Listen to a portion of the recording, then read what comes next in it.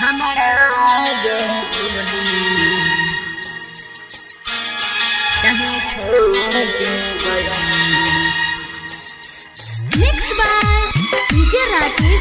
Mix by DJ Rajiv. सपना में तू आ गई। समस्तीपुर जब प्यार हमारे से करे।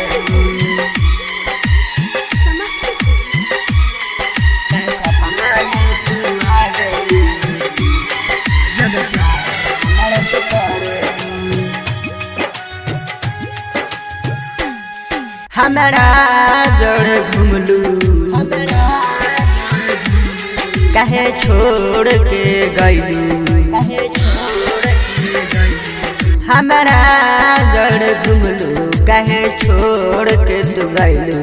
बस ये तने बता जाइतू कहे सपना में तू आवेलू। जब प्यार हमारा से करेलू। DJ Rajiv. Samastipur DJ Rajiv. Samastipur DJ Rajiv. Samastipur सपना में तू आवेलू। जब प्यार हमारा से करेलू। हमारा जोड़े घूमत रहलू तू हो। छोड़ के गईलू जहिया बनी सुन हो।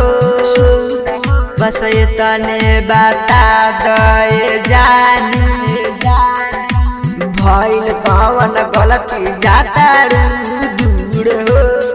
हमारा जोड़े घुमलू कहे छोड़ के तू गईलू।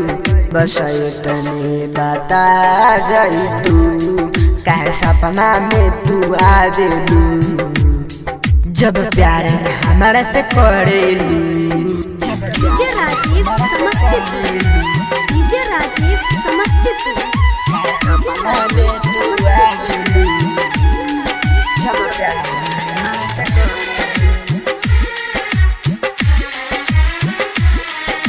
धीरज दीवाना के छोड़ गईलू हो।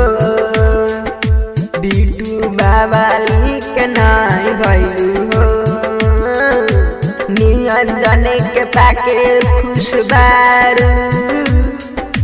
इतना हम न जान पैनी हो। मुँह मोड़ के तू गईलू। दिल तोड़ के तू गईलू।